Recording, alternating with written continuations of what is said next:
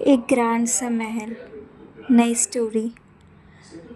और एक माँ अपने बच्चे को लेकर बैठी हुई और एक डैड उसके दूसरे बच्चे को लेके बैठे।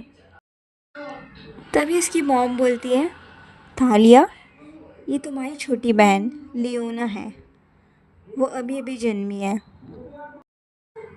उसके डैड बोलते हैं, टिली, जो कि उसे गले लगकर लियोना की तरफ देख भी नहीं रही है।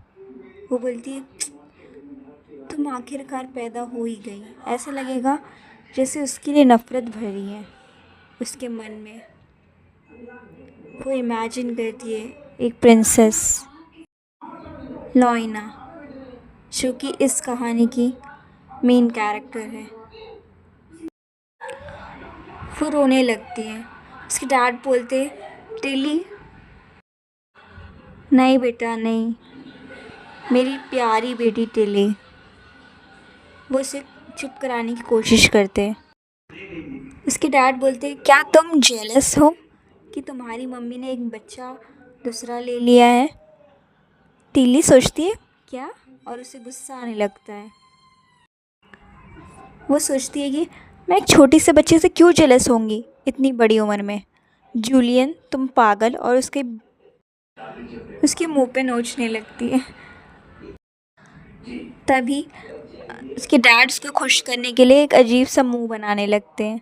वो बोलती है, डैड, तुम गंदे दिखते हो, जाओ यहाँ से। और सोचती है, तुम पागल, क्या तुम्हें लगता है मैंने तुम्हारे लिए इतना सुंदर फेस तुम्हें दिया है तुम्हें नॉवल में, तुम ताकि ये कर सको? पागल। तभी इसकी मॉम बोलती है, टिले, मेरी बच्ची इधर आओ। उससे गुस्सा आ रहा है और डैड अभी तक वही सोच रहे, क्या मैं बदसूरत दिखता हूँ? जूलियन और रोमेटियो, ये दो कैरेक्टर्स हैं जो मैंने बनाए थे अपने नोवेल में, और जो कि मेन लीड लड़की के माता पिता हैं। वो ये सब सोच रही है। 4 साल पहले मैं इस दुनिया में आ गई थी। वो ट्रक के सामने खड़ी है और ट्रक उसका एक्सीडेंट करके वहाँ से चले जाती है। तभी वो इस दुनिया में आ जाती है। वो हैरान है, वो बच्ची कैसे बन गई, एक प्यारी सी बच्ची बन गई है अब। जब वो अपनी आंखें खोलती है तो देखती है 2 लोग खड़े हैं और बोल रहे कि ये तो बहुत छोटी बच्ची है। और एक लड़की बोल रही है कि मत रो, तुम अब डैड बन चुके हो। वो लोग हैरान है कि टिली रो क्यों नहीं रही है।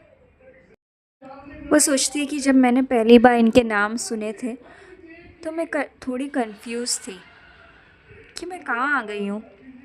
पर धीरे धीरे मुझे पता चला, ये तो वही नाम है जो मैंने नॉवल में दिए थे।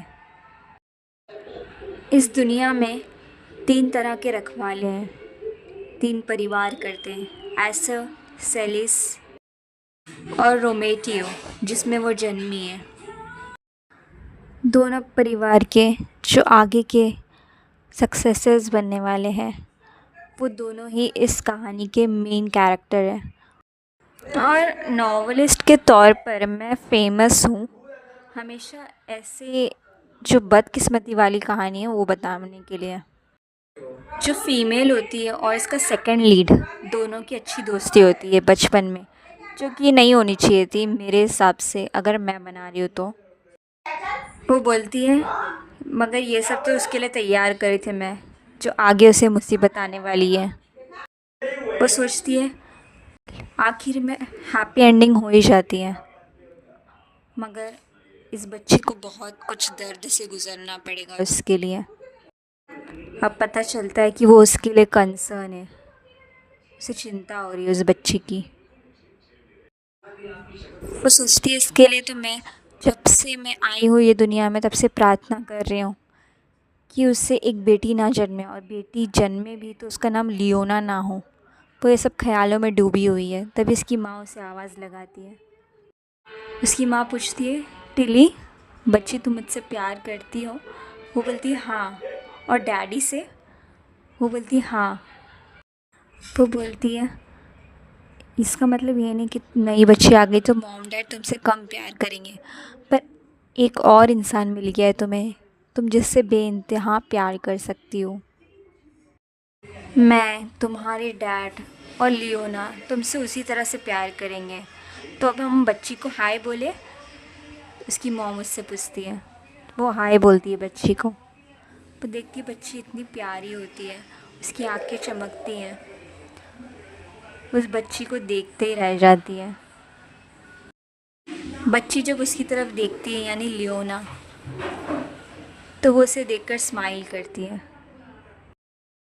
उसकी स्माइल देखकर सब खुश हो जाते हैं और हंस पड़ते हैं। वो सोचती है कि मैं चाहे कितने भी कोशिश कर लूँ ये मना करने की, मगर तुम वही लियोना हो जिससे मैं बहुत प्यार करती हूँ।